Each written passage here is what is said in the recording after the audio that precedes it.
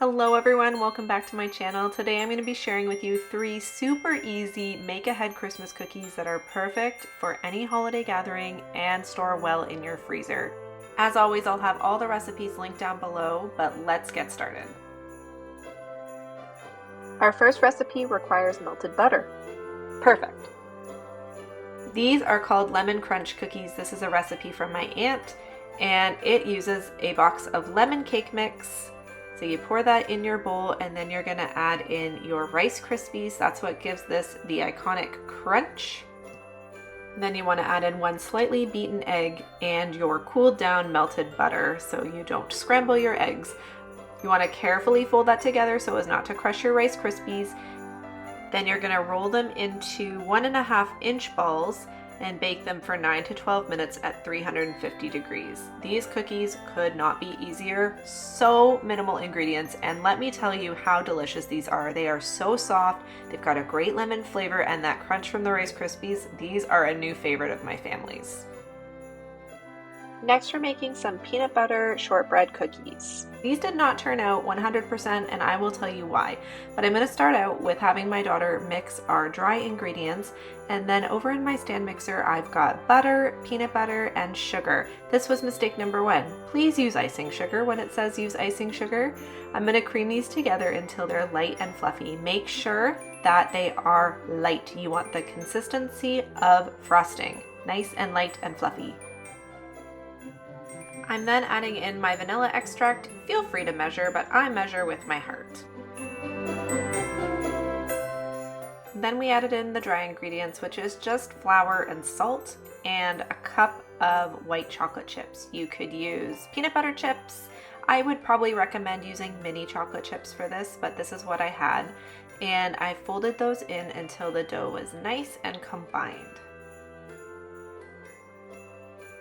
Next, on a sheet of either wax paper or parchment paper, you're going to want to lay your dough out, and the idea here is to get it into a nice log. Now, here's another one of my mistakes. I did not make this firm enough. You want to make sure this is a nice tight roll, and that's what's going to help you cut it in the end. So you really want to press that firmly, and I know it looks like I did, but I was being way too gentle. Really give her.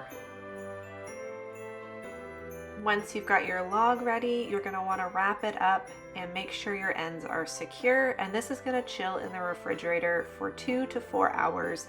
I would probably recommend overnight, to be honest.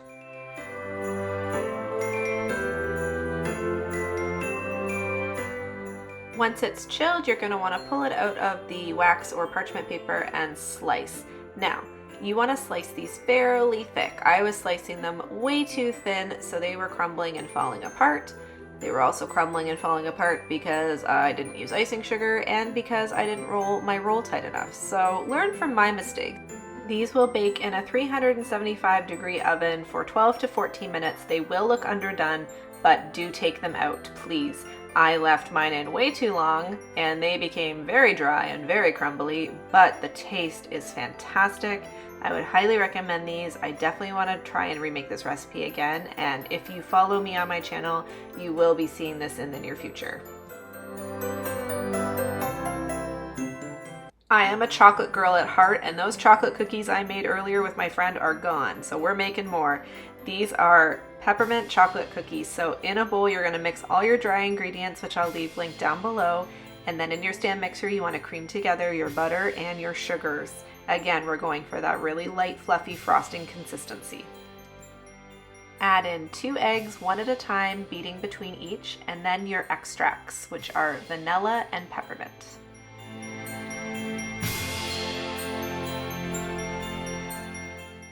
And the last time I did this, it was a disaster, so I'm going to show you that I've learned.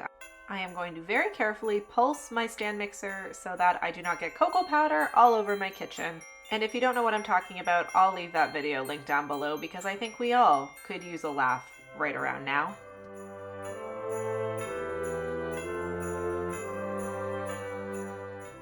And surprise, surprise, I'm straying from the recipe. I'm gonna use the last of my white chocolate chips, and then I'm gonna add in some mint chocolate chips as well. I think this made the cookies have such a great mint flavor, but also that richness from the white chocolate. You roll these into balls, and yes, it's quite messy, but I mean, if you lick the dough off your fingers, I'm not gonna judge you. You're gonna wanna bake these at 350 for about 8 minutes, and you're gonna wanna take them out right away because that's what's gonna give you that brownie cakey cookie. Look at these. These turned out so good, and they are disappearing faster than I can make them, so highly recommend.